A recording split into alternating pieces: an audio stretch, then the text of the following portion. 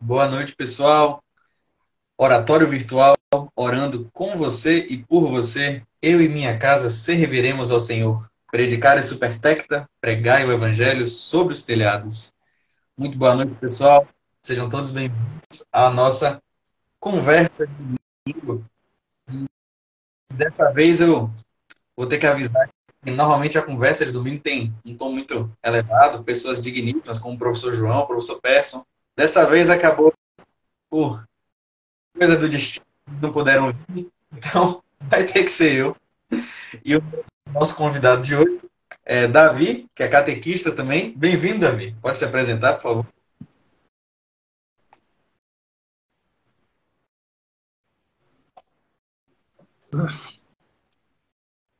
Bom,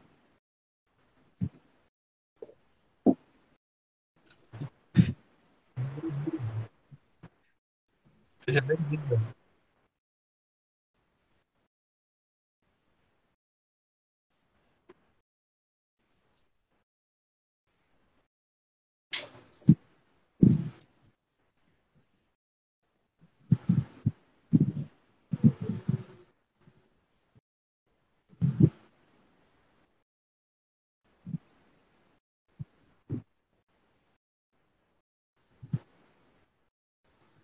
Acho que tá bom. Acho que tá bom. A ideia da conversa de domingo é ter uma conversa um pouco mais focada nos temas das artes, como a literatura, por exemplo, filosofia, e fazer uma boa tarde, interseção, boa né, noite com a nossa fé a católica. todos. E eu espero que Como meu amigo vocês Alberto gostem, falou, eu me possam chamo Davi. aproveitar algumas Olha, uma coisas, prima minha, se Ânia. assim, Tudo da bom, Ânia? vontade de Deus. Mas antes de Minha tudo, prima Ânia entrou. para também dar um tempinho para o pessoal chegar, vamos fazer a oração, Me chamo Davi, a eu oração sou inicial, estudante de Direito. fazer o ângelus, né, que eles vão dar 6 horas. A Sou gente faz o catequista, ângelus, né? e aí Fui começa, catequista. tá bom? Atualmente não estou mais... Um pouquinho mais Aliás, presentemente não estou exercendo essa função de do catequista. sinal da cruz, Deus nosso Senhor, dos nossos inimigos. Em nome O do que Pai, posso dizer do mais? Filho e do Espírito Santo. É isso. Amém. Cremos, Pai Todo-Poderoso, Criador do céu e da terra, e em Jesus Cristo, seu único Filho, nosso Senhor, que foi concebido pelo poder do Espírito Santo, da Virgem Maria, padeceu sob os Pilatos, foi crucificado, morto e sepultado, desceu à mansão dos mortos, ressuscitou ao terceiro dia e subiu aos céus, da sentada à direita de Deus Pai Todo-Poderoso, de vir a julgar os vivos e os mortos.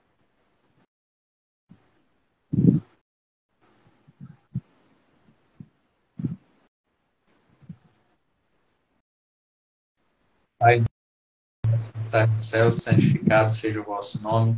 Venha a nós o vosso reino, seja feita a vossa vontade, assim na terra como no céu.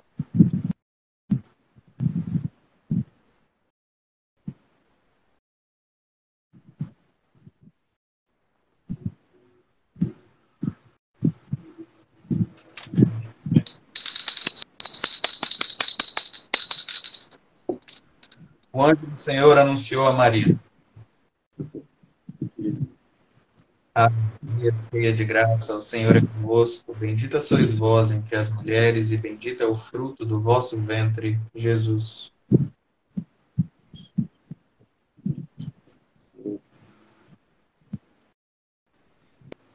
Eis aí, Na Santa Igreja Católica, na comunhão dos santos, na remissão escrava dos do pecados, na ressurreição da carne e na vida eterna. Amém. Ave Maria, cheia de graça, o Senhor é convosco. Bendita sois vós entre as mulheres, e bendito é o fruto do vosso ventre, Jesus. Pão nosso de cada dia nos dai hoje, perdoai as nossas ofensas, assim como nós perdoamos a quem nos tem ofendido, e não nos deixeis cair em tentação, mas livrai-nos do mal. E o Verbo Maria, cheia de graça, o Senhor é convosco. Bendita sois vós entre as mulheres, e bendito E ela é o concebeu fruto do do vosso Espírito ventre, Santo. Jesus.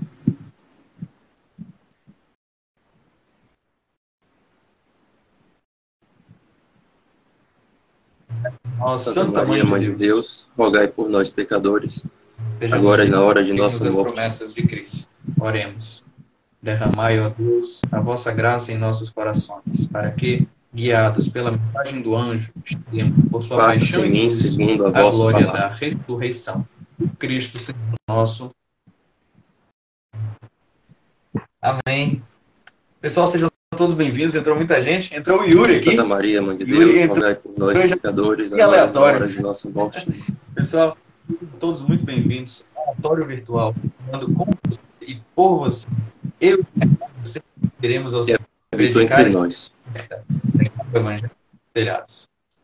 São todos muito bem-vindos, então, à nossa conversa de domingo, em que a gente um papozinho aqui, um pouco sobre literatura, Santa Maria, Mãe de Deus, da oração rogai também, por nós, pecadores, agora e na hora de nossa morte.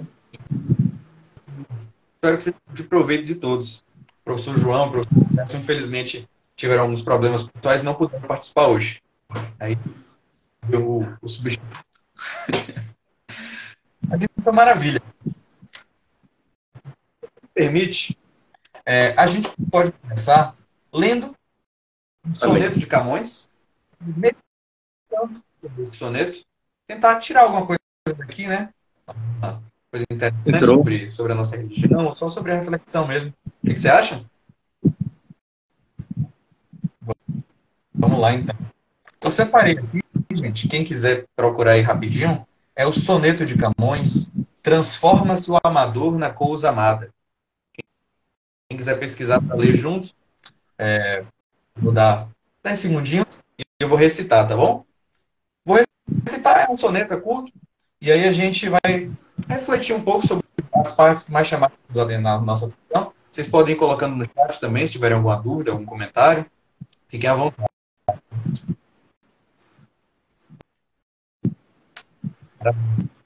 Vamos esperar só o Davi. Aí, acender a luz. Vamos.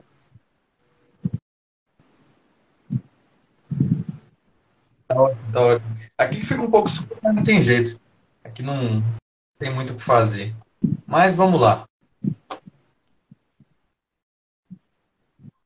Show.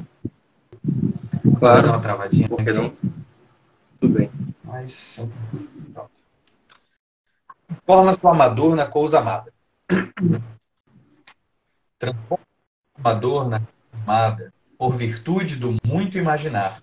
Não tenho logo mais que desejar, pois em mim tenho a parte desejada. Ela está a minha alma transformada. Que mais deseja o corpo de alcançar? Em si somente pode descansar, pois consigo tal alma está liada. Mas está linda e pura a semideia, que, como ardente em seu sujeito, assim como a minha se conforma, está no pensamento Melhor, né? como ideia. E o vivo e por amor de que sou feito, como matéria simples, busco forma. É um dos meus.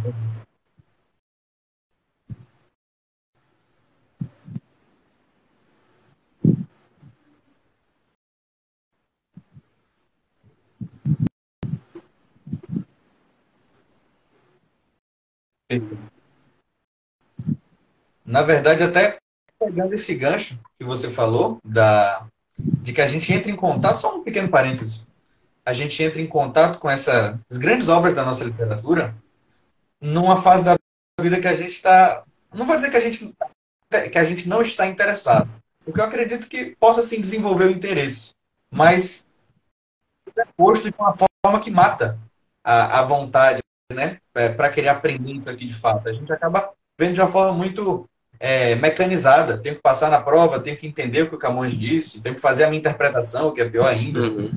São um dos sonetos mais célebres, né? Era professor de literatura de Useiro e Oxford, vezeiro de cair em provas e tal. Infelizmente, a gente acaba entrando em contato com essas obras. O Lewis, ele era o C.S. Lewis das Crônicas de Nárnia. Somente durante esses certames, né? Da Universidade de ou era Cambridge ou era Oxford, de literatura inglesa. E ele era um ferrenho defensor da abolição de literatura inglesa como matéria obrigatória nas escolas. Ele acreditava que isso só matava o aprendizado. A forma como era posta, principalmente as livres interpretações, né? Fazer o aluno de seus 13, 14 anos inventar qualquer interpretação interpretação espiritual sobre a obra. Era muito comum na época, é um pouco comum aqui no Brasil, e ele achava que isso destruía, né? Mas, fechado parênteses, você ia falar mais um. Sim.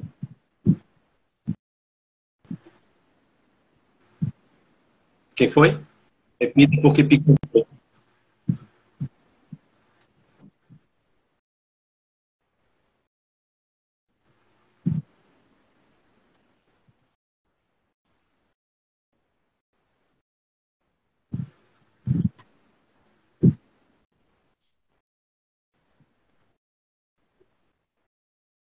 Uhum.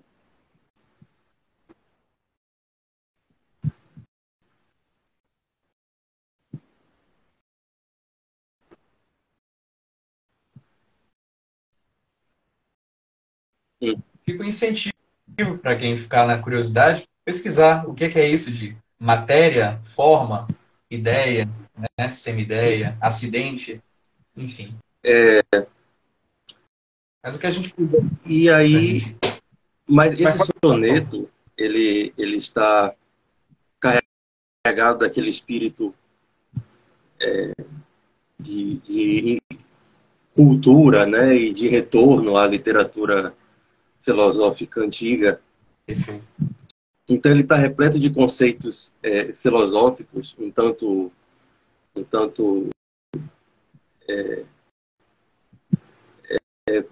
assim, estranhos, né, à nossa experiência cotidiana, muito pouco familiares. A gente não vai poder, evidentemente, defini-los e destrinchá-los, talvez numa outra oportunidade.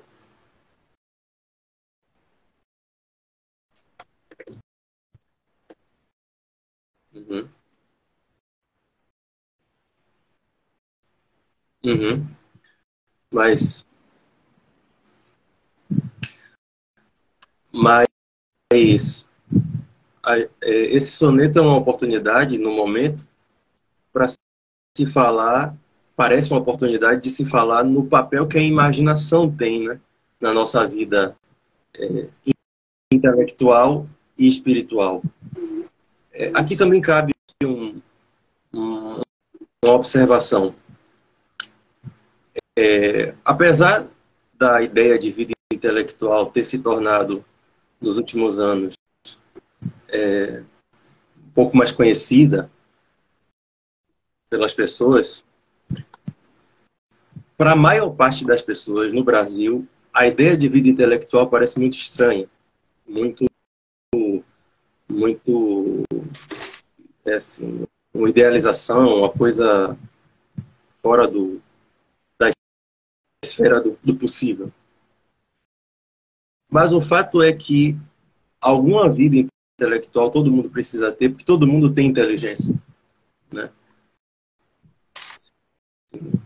Assim como todo mundo, enquanto está vivo, precisa ter uma vida cardíaca, uma vida estomacal, uma vida intestinal, uma vida cerebral, né? E a gente compreende muito bem a importância dessas funções do corpo.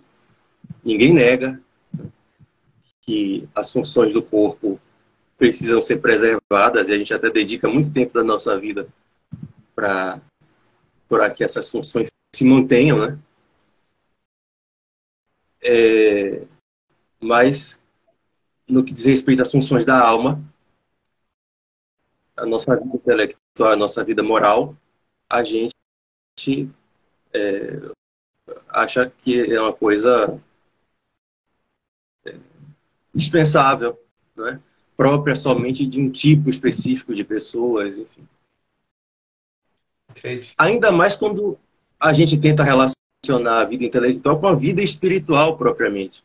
Porque vida espiritual é religião, é oração, é terço, é novena, é missa, é isso e aquilo, é procissão, etc. E isso tudo parece uma prática muito associada às pessoas simples, né? No Brasil de hoje,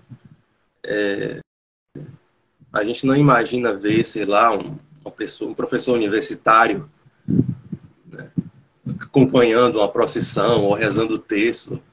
A gente tende a associar as obras de religião, as obras de piedade, a coisas de gente que não tem inteligência.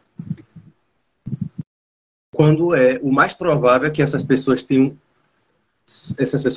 muito mais inteligência e façam uso dessa inteligência. Porque a vida intelectual e a vida espiritual, apesar de não serem a mesma coisa, não são a mesma coisa. A vida intelectual não necessariamente supõe uma intervenção divina, né? A vida intelectual é algo que faz parte da natureza, né? É do comum dos seres humanos. A vida espiritual só começa a partir de uma iniciativa divina, né? De Deus, da graça, de uma intervenção da graça. Mas elas operam nas nossas mesmas funções. Quer dizer, Deus transforma pela vida espiritual a nossa inteligência e a nossa vontade, que são justamente as funções, né, espirituais que entram em ação durante a vida intelectual. Então, uma coisa dialoga com a outra.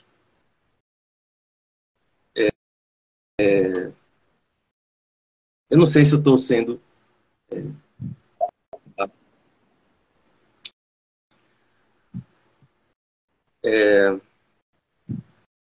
E, nesse sentido, a imaginação exerce uma função fundamental, né? Porque a nossa mente ela não consegue, ela não foi feita para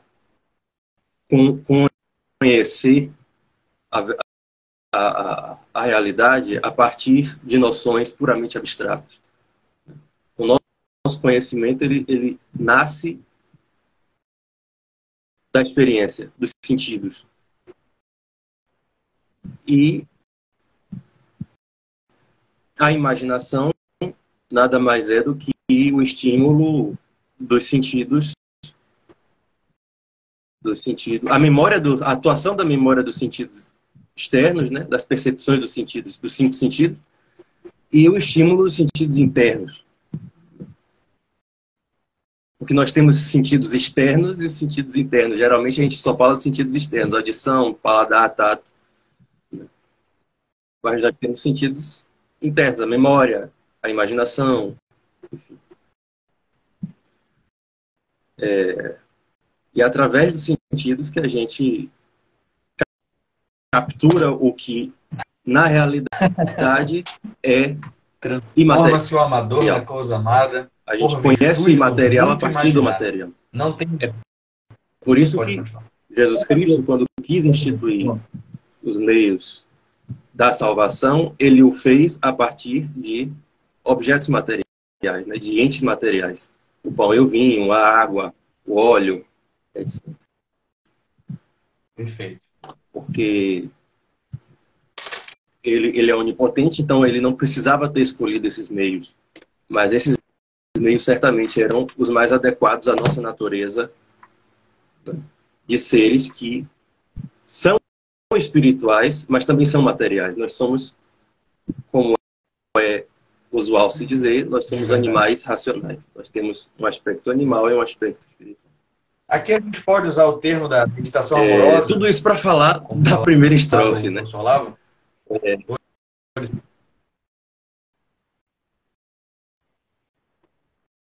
Então, vejam. Só essas duas primeiras estrofes. Transforma-se o amador na coisa amada por virtude do muito imaginar. Eu vou deixar essa ideia de transforma-se mais para frente. Mas primeiro, o conceito de que nós nos unimos, a ideia de Camões e a ideia que até o tempo de Camões era muito comum, é que nós nos unimos de algum modo a tudo aquilo que nós meditamos e consideramos, né, constantemente.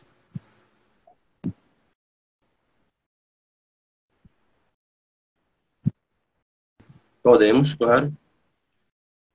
A ideia é praticamente a mesma, né? A gente...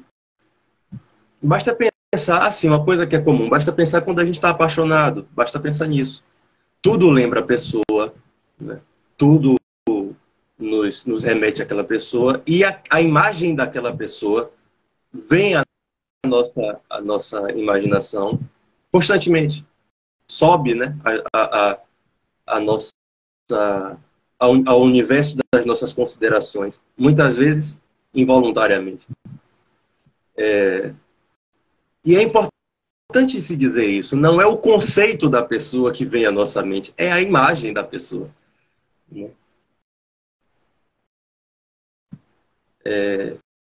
Isso é importante porque quando se trata já de vida espiritual e a gente entra em contato com certas noções, tipo trindade, né?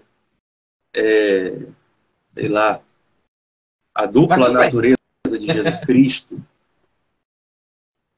a gente tenta fazer a gente repete essas noções. A gente vai e volta, vai e volta.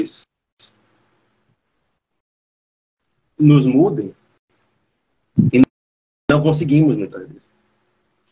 Porque elas nos parecem muito abstratas, muito desencarnadas. Quando o ideal seria que a gente tentasse enxergar essas verdades na própria narrativa evangélica, tentando enxergá-la na própria história que os evangelistas estão narrando.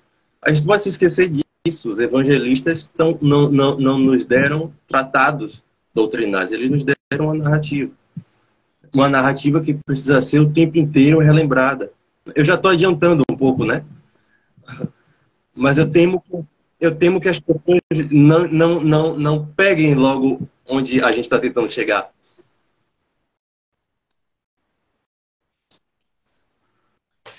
Porque eu tenho medo de que se a gente demorar demais para falar disso, pareça uma coisa muito, não sei. Então, muito enfadonha. Mas essa é a ideia.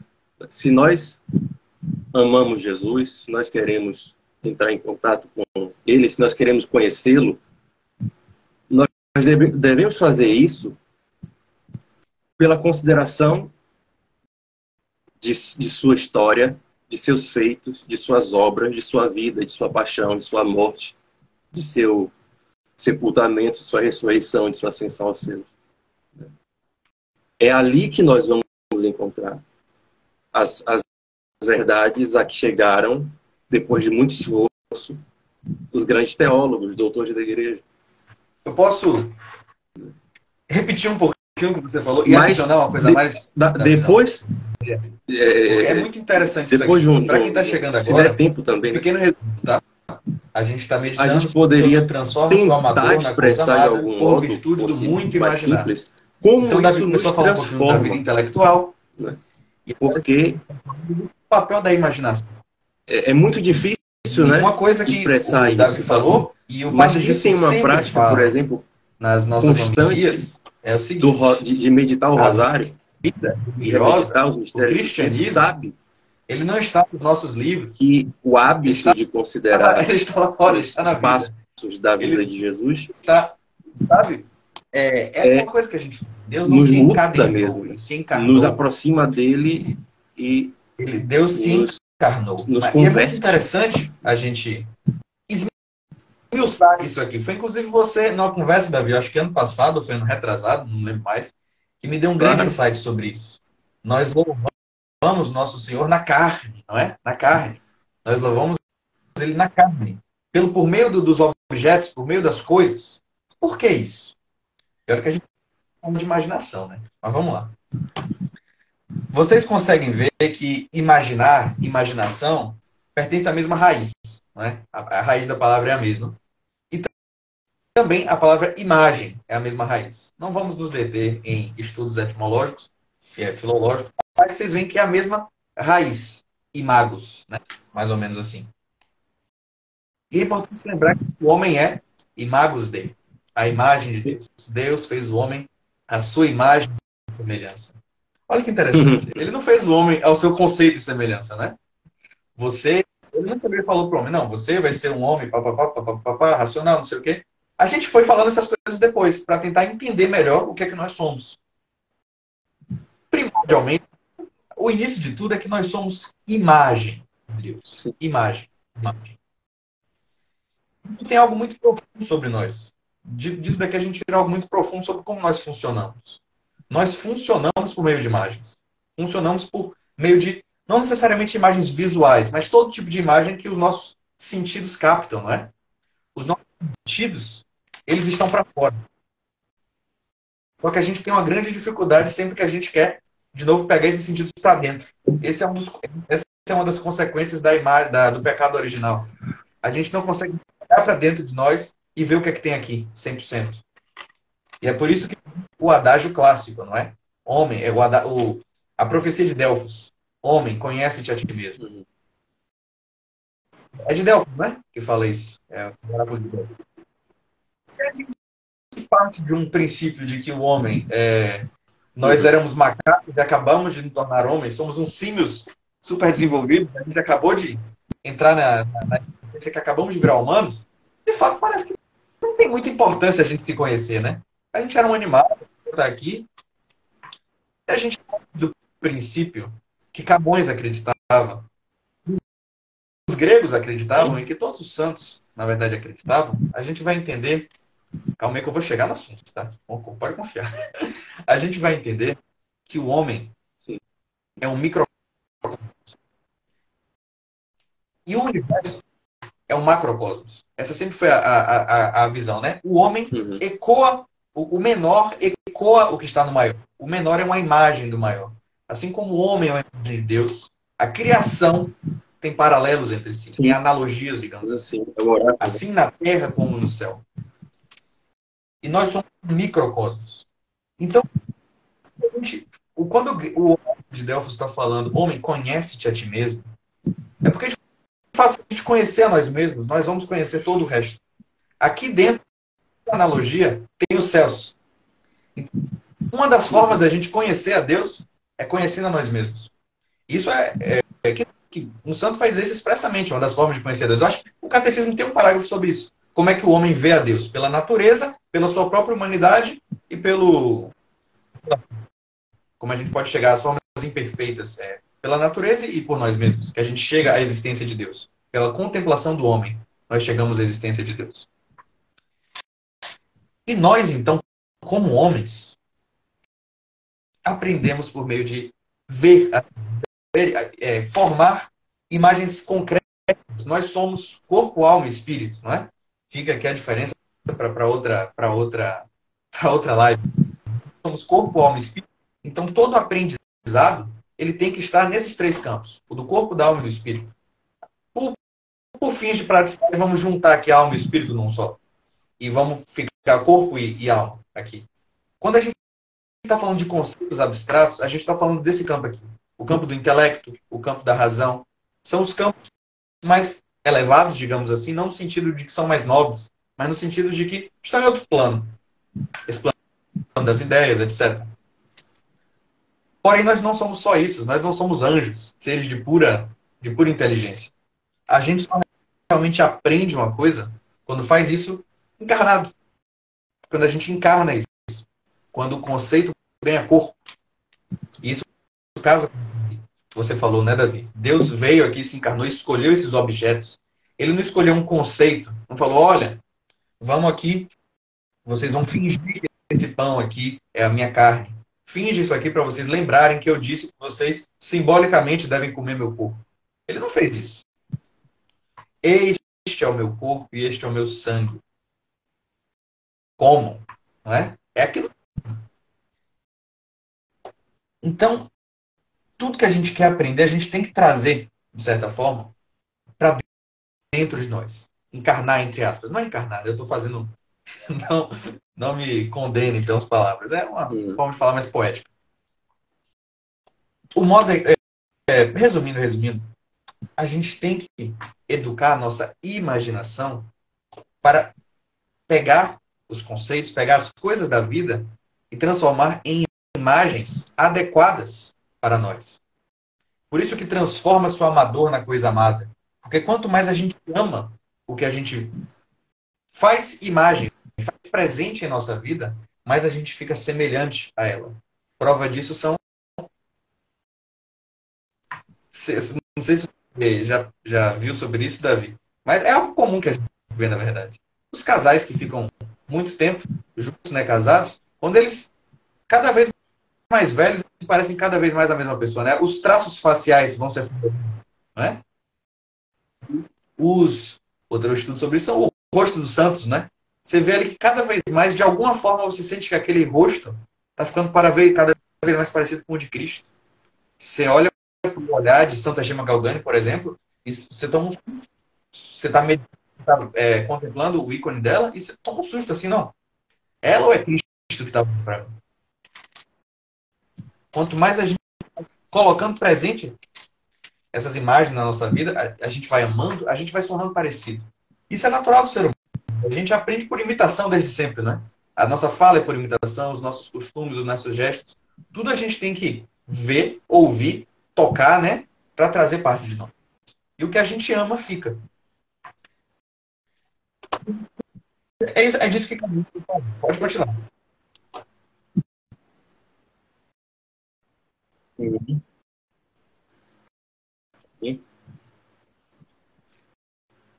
Seja, seja bem-vinda. Aí ela, depois, quando acabar a live, vai mandar uma mensagem no seu privado falando, ó, você falou isso aqui é errado, isso aqui vai dar sermão. Mas é disso que o Camões está falando. Ele vai partir dessa ideia para falar de algo muito mais belo, né? Ele está fazendo poesia. Uhum. Tá um dos mais altos voos aqui da nossa poesia. Mas é isso aqui que está nesses dois versos. Transforma-se o amador na coisa amada, por virtude do muito imaginar. Ó, o Vitor, né? Tudo bom, Vitor?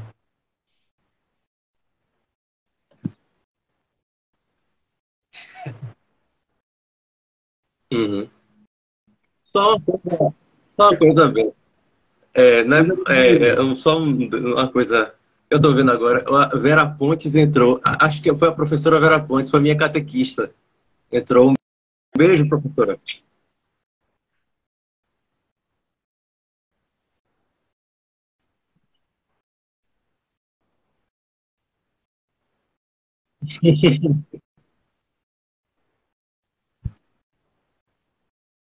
Perfeito.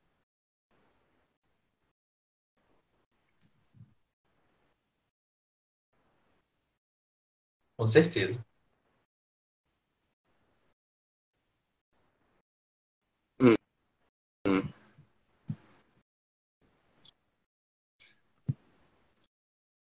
Pois é, e quando a gente acumula, né, essa acumula imagens, né, do objeto da consideração, o que nos parece é que a gente já tem, de algum modo, uma espécie de posse novelas do que feitas a só gente para almeja. aquelas novelas. Eu esqueci o termo em português, Isso mas é wish uma realidade fulfillment, da que é só para natureza humana, satisfazer não os precisa desejos do ser, povo. não Não tem precisa ser em história relação. nenhuma. O ideal é que É só seja aquela com as coisas certas e verdadeiras, mas geralmente o que a gente faz é com as coisas erradas. Muitas vezes a gente, por não conseguir ter alcançado uma coisa, Uhum. a gente se perde imaginando ter a coisa. Sei lá, quanto tempo a gente, por exemplo, vê as pessoas perderem olhando o catálogo de, de lojas, né? Catálogo de carro, catálogo Senhor, meu de Deus, te roupa, vingando. catálogo de isso e daquilo, que ela ainda não pode comprar, mas aí ela fica se imaginando naquele negócio. Quer dizer, aquilo parece uma espécie de consolo, né? Imaginar na posse daquela coisa.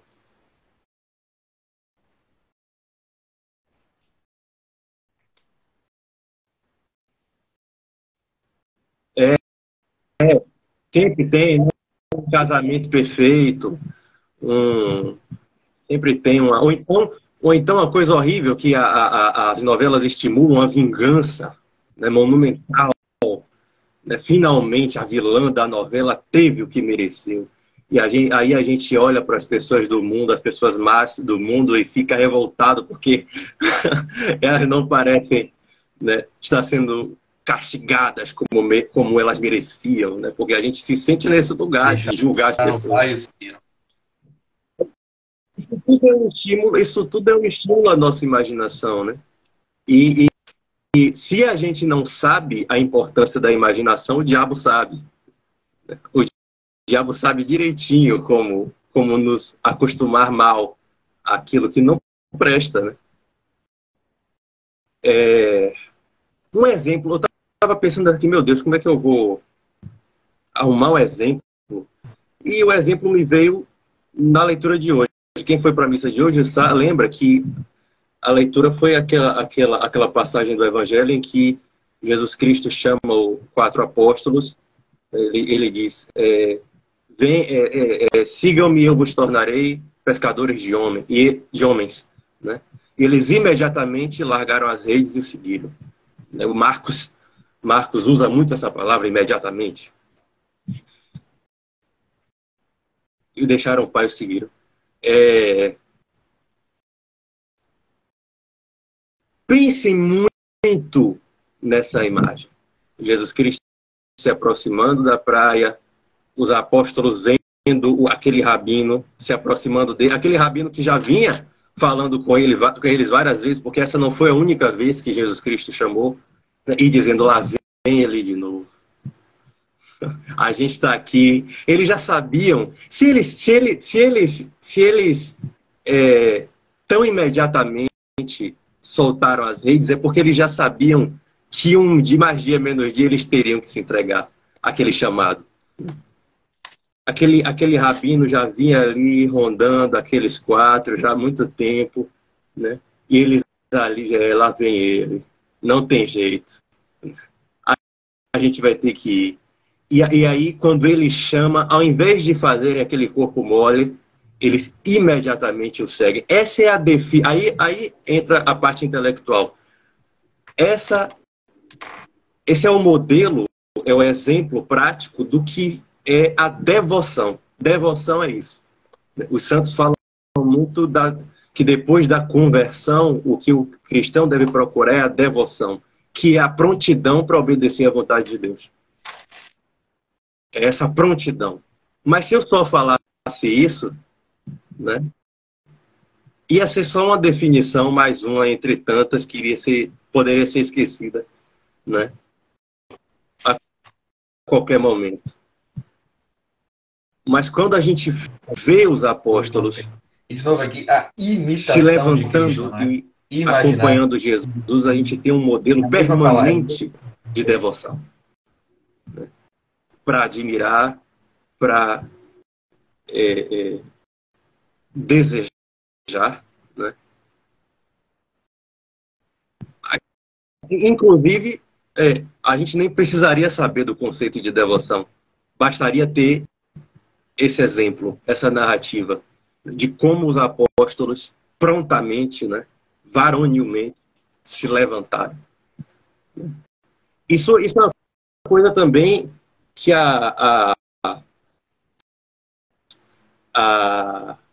como é? A imitação de Cristo fala. A imitação de Cristo fala logo no começo, tem uma frase assim: mais vale Padre Gilson recomenda sentir contrição do que saber-lhe o conceito.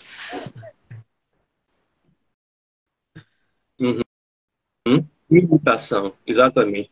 É um livro que para quem quer entender de fato o que isso significa, é fundamental. Parágrafo, né? A imitação de Só Cristo. Para é um livro medieval. Eu tenho certeza que a maior parte das pessoas vai se sentir conversando agora foi a segunda parte do quarto quarteto. Desencorajada, não tem, né, de tentar aprender com um livro que foi escrito há mais de 500 anos. Desejada, né? Mas disso que a gente falou aqui agora. Porém, Camões continua. Assim, autores se nela está e a homens transformada, muito sábios, que mais muito deseja santos, de todas as épocas, inclusive hoje em dia, né? Em si somente Recomendaram pode esse livro. descansar, Depois pois da consigo Bíblia, tal talvez alma tenha sido o livro extasiada. mais Ou lido seja, aquela da história do divisão cristianismo. que eu falei mais cedo entre corpo e alma, Camões entra aqui de novo. Se nesta ideia, está minha alma transformada, que mais deseja o corpo, a carne de alcançar? Boa noite, dona Genice. Mas tem um porém, né? Tem um porém. O porém vem no segundo parágrafo do Quer Camões. partir Leia daí? aí, Ou quer Alberto. que eu fale? Beleza. Beleza. Vem o que a gente já aludiu no princípio, não é? Camões está preparado. A gente praticamente já falou o que Camões vai falar no final, mas vamos voltar. Vá.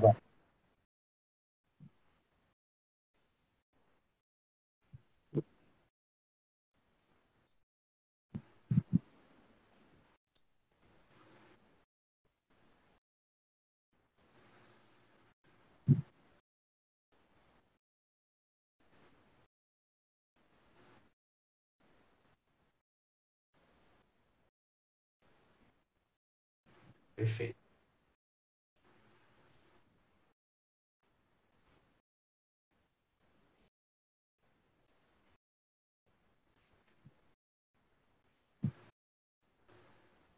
Não, muito pelo contrário. A conclusão vai Não, mostrar pra continue. gente que muito pelo contrário.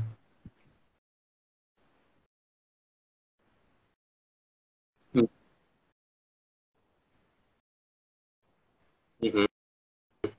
Mas é interessante uma coisa, Beto. O que ele fala? Não tem o corpo mais que desejar. O corpo desiste de olhar para outras coisas. O corpo não, não se contenta, né? A parte animal já não quer mais saber, porque ela já saboreia algo de uma felicidade muito superior, né? E quem foi tocado pela graça, quem foi tocado por essa... Aqui, já falando... Um outro parênteses. Camões não necessariamente está falando da vida espiritual, tá? Ele está falando... Camões não está se referindo à vida espiritual, à religião. A gente só está traçando um paralelo. Mas até quando a gente está, por exemplo, naturalmente preso a um objeto da nossa vontade, o nosso corpo parece que para. Quando a gente está apaixonado, por exemplo, a gente para de comer, a gente para de dormir, né? A gente enfim, a gente para de se preocupar com... A gente cansa, fica muito mais disposto a sentir cansaço, né, pela pessoa, porque... E tudo parece fácil, né? O corpo parece que para de reclamar. Perfeito. Aquilo que parecia muito difícil. Todo mundo tem essa história de andar quilômetros de distância para ir para casa da namorada. Todo mundo tem essa. E aí é muito feliz porque, né, estava indo para casa da namorada. É uma coisa muito simples, na verdade, né? É muito bonito, o palavreado é muito bonito, mas todo mundo tem essa experiência. E quem foi tocado por Cristo, quem conhece o amor de Cristo... Porém. Pode Isso é claro que a gente está falando de pecar. Cristo. Não é Quando que ele nos toca, fique da imaginação, santo, quando é feito mas para ele não bom uso, permanece não é? no Evidentemente. pecado. Quando a gente usa dessa É arma muito que nós temos, difícil, porque desse aquilo sentido que nós não, temos, é aquilo uma coisa boa. não E satisfaz, deixa Deus nos tocar, né? Ou até para coisas como profanas, se aquela mas ilusão fosse desmascarada, né? normais, Perde sabe, sem o serem sabor. pecaminosas. Como, por exemplo, aquela pessoa que está muito Então a gente focada, em estudar determinado assunto. a gente Acontece com ela reage como os que apóstolos Camões está dizendo reagiram. também. Em menor grau, evidentemente, porque nosso Senhor Imediatamente a é gente Deus. corre atrás dele. Mas acontece A também. gente solta E as não é redes e corre eternamente. atrás dele. Porque não Porém, tem jeito. Porque ele o que nos eu machucou, acho, ele nos Davi, feriu que de algum modo. o poema ele brilha mais ainda, é que ele não foca nessa parte positiva. Ele foca na parte negativa, de quando a gente usa a imaginação para besteira. Sabe? Por causa do final. Por causa Só por causa do final. Só por causa do final. Que no final ele vai. Mas esta linda e pura semideia, que, como acidente em seu sujeito, assim com a alma minha se conforma, está no pensamento como ideia, e o vivo e puro amor de que sou feito, como matéria simples busca forma. Eu interpreto, pelo menos, no sentido de que, se a gente usa a imaginação para essas coisas que não permanecem, essas coisas que se desfazem, sabe? Que não ficam, a gente fica só na imaginação, só na linda e pura semi-ideia. Mas ainda assim, o vivo e puro amor de que sou feito continua querendo. Você acha? Você acha? Eu acho que vai. Mas continue.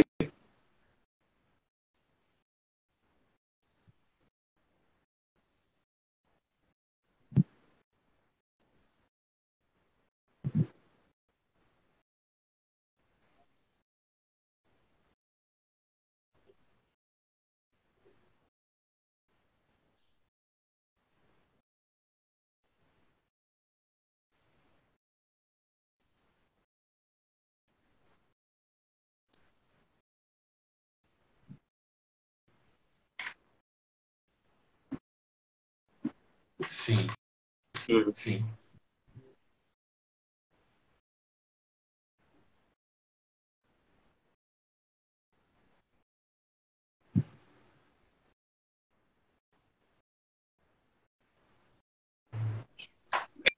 Eu não interpreto. Aí é um exemplo de como a poesia pode ser interpretada de várias formas. Eu não interpreto assim. Eu acho que se ele disse que a ideia é linda e pura, a gente deve acreditar nele. Por que eu digo isso? Porque até o próprio Cristo, atenção porque eu posso ser, eu não quero ser mal interpretado, mas até a ideia de Cristo, até, não quero usar ideia não, pode ser, até a presença de Cristo na nossa alma, na nossa inteligência, na nossa consideração, nesse mundo gera uma dor e um sofrimento. Por isso que São Paulo diz que na carta aos Efésios, eu acho, acredito, eu posso estar enganado, né? Que nesse mundo o que vale é a fé, a esperança e a caridade, mas a maior de todas é a caridade. Porque tanto a fé quanto a esperança supõem uma ausência. Você tem fé porque você não conhece, como você espera conhecer no outro mundo. E você tem esperança porque você não tem. Então, por isso que a igreja canta, sobretudo no advento, vem Senhor Jesus. Não me envergonhe na frente dos meus inimigos, como diz o Salmo, né? Porque, de fato, a fé é grande, a esperança é grande, mas não basta. Não basta, porque o que a gente quer mesmo é aquilo que o olho nunca viu e o ouvido nunca ouviu, o coração não pressentiu. Por isso que é o vivo amor de que sou feito, que não se satisfaz, né? Que não... É por isso que a fé é um desafio e a esperança é um desafio. Porque a fé exige a confissão da ignorância e a esperança a confissão da ausência. Por que você tem fé? Porque a autoridade de Cristo lhe leva a acreditar em certas verdades. Por que você espera? Porque você ainda não recebeu, pelo menos não a plenitude daquilo que ele prometeu. Porque a plenitude do que ele prometeu não deve se realizar aqui. É por isso que a gente não pode estranhar quando muitas vezes a gente lê nos escritos das vidas dos santos que eles desejam morrer. Porque o santo já está tão envolvido naquilo que tudo que ele quer é que aquela fina membrana que o separa do esposo se rasgue, que o véu se rasgue, né? Para que ele chegue finalmente até a felicidade esperada. É um outro poema. A gente poderia um outro dia, né, falar sobre esse poema. Esse sim refere-se à vida espiritual mesmo. É o de Santa Teresa, né? Vivo já fora de mim, tão alta vida espero que morro porque não morro. Né? Tão alta vida espero que morro porque não morro. É a mesma coisa. Porque a fé fala a nossa inteligência e a fé nos dá um sabor, uma consolação, uma doçura que desde logo nos informa que não é desse mundo. Perfeito. Mas ela também nos dá uma saudade. Né? Ela nos faz tocar com aquela origem que nós temos. Perfeito mesmo. Né? Eu concordo. Em Deus. Você falou, eu concordo 100%. E que nos conduz de volta para Deus. Maravilha. Por isso essa insatisfação. É um agridoce. Né? A vida espiritual nesse mundo ela é um agridoce. Ela não é nem consolação, nem plenitude pura, nem frustração e desespero. Se não, a gente faz a oração final. Mas muitos mais alguma coisa? Confundiram o cristianismo com essas duas coisas. Né? E o cristianismo não é nem uma coisa nem outra. Não é isso?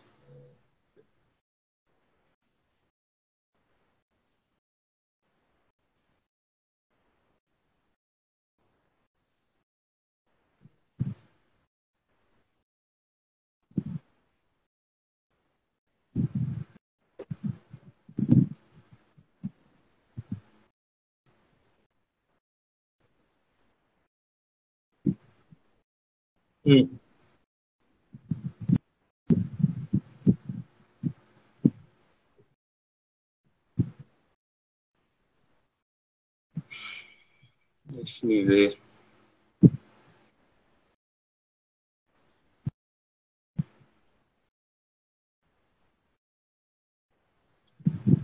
É isso, gente. Eu acho que as pessoas que estão nos ouvindo agora são de tipo muito variado, né? O que chegaram a nos ouvir, porque eu não sei se todo mundo que estava no começo chegou até o fim, mas são de pessoas muito variadas, né? Pessoas jovens, pessoas, né, não tão jovens, né? Pessoas, enfim, de vários tipos. Então, o que eu posso dizer a todas essas pessoas, não percam a oportunidade de encontrar a verdade da fé na narrativa sagrada, na narrativa evangélica, na vida dos apóstolos, como está lá nos Atos, na vida dos santos. Isso talvez seja mais importante do que perfeito. o conhecimento minucioso da teologia. Né? A gente começou a live falando isso e vai finalizar falando isso. O cristianismo está aí fora. Isso é muito bom. Tá só nos seus não é desdenhando, mas e é uma vocação. Forma de fazer isso é frequentar os sacramentos. O que é para todo mundo, frequentar a presença de nosso Senhor. É a revelação, é o que Cristo dedicou, destinou a todo mundo. Todo mundo é destinatário. Conseguir o batismo, a crisma, frequentar os sacramentos, que é a certeza que a gente tem da graça de Deus que Ele nos propõe. Indubitavelmente, né? A gente está recebendo que a graça. É uma vida mesmo. Uma vida. Não é. E é isso, eu não quero uma me prolongar coisa de não, porque eu acho especulação, que já tá uma filosofia, um sentimento bom, uma coisa assim. Não, então, é uma vida. Puxar o encerramento. Beleza. Pessoal, então, muito obrigado a quem esteve aqui conosco, quem ficou para ouvir um pouquinho, quem está ouvindo desde o início, quem chegou agora no final. Fico muito feliz de ter podido fazer junto com o meu amigo Davi essa conversa de domingo. Normalmente o professor João traz Infelizmente, eles tiveram alguns problemas e não puderam. Por isso que a gente está aqui hoje. Ah, muito obrigado. Todos tenham um santo domingo. Oratório virtual, orando com você e por você. Eu e minha casa serviremos ao Senhor. Predicar é supertecta, pregai o evangelho sobre os telhados. Antes da nossa oração final, só quero dar alguns avisos da paróquia. Ah, teremos dia 3 de fevereiro, a partir das 16 horas, a jornada Bento XVI, lá na paróquia. Nós começaremos às 16 horas com o Santo Terço, e a partir das 16h30 teremos conferências pequenas, comentando o conceito de liberdade. Liberdade no pensamento de Bento XVI, principalmente, mas falando também nas artes, na política, enfim. Às 18 horas nós teremos a Santa Missa, em honra ao Santo Padre Bento XVI. E convido a todos a participarem. Será um evento muito bom, digo eu. Estão todos convidados. Nós também temos o dia 24, agora, terça-feira. Está confirmado, mas provavelmente, 18 horas, missa de 1 ano de falecimento do professor Olavo de Carvalho. Se puder frequentar lá na paróquia, também vai ser muito bom. No mais, vamos fazer então a nossa oração final, a Ave Maria, para a gente encerrar. Agradecer a Deus por esse momento e que tudo que tenha sido dito aqui seja para a sua maior honra e glória e que Ele plante essa semente, né, nos nossos corações para que, se for da vontade dele, floresça e na nossa vida espiritual. Pai nosso que estais no céu, santificado seja o vosso nome. Venha a nós o vosso reino. Seja feita a vossa vontade, assim na terra como no céu.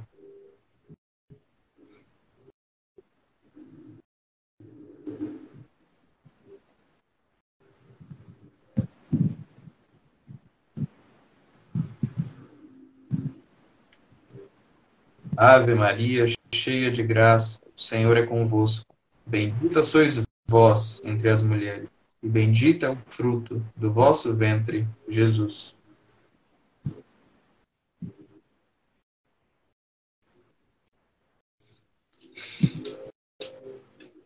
Estivemos e continuaremos sempre reunidos em nome do Pai, do Filho e do Espírito Santo. Amém. Oratório virtual, orando com você, por você, eu e minha casa serviremos ao Senhor. Predicar é supertecta, pregar o Evangelho sobre os telhados. Pessoal, muito obrigado por tudo. Tenham todos um santo final de domingo. Fiquem todos com Deus. Davi, muito obrigado. Foi meio de improviso isso aqui tudo, foi bem rápido. Aceitou o convite. Ficou muito feliz. Foi excelente a nossa conversa de hoje. Perdoai as nossas ofensas, assim como nós perdoamos a quem nos tenha ofendido. E não nos deixeis cair em tentação, mas livrai-nos do mal.